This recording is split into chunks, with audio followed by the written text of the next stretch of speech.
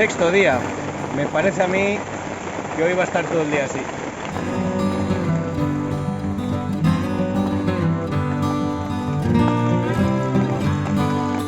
Y después de estar lloviendo desde las 4:30 de la mañana, toda la mañana, a mediodía y una primera parte de la tarde, pues parece que más o menos se ha dejado, ha dejado de llover, aunque están cayendo algunas gotinas, pero bueno, nos hemos animado a venir a Torla, así que vamos a ver qué tal el pueblo.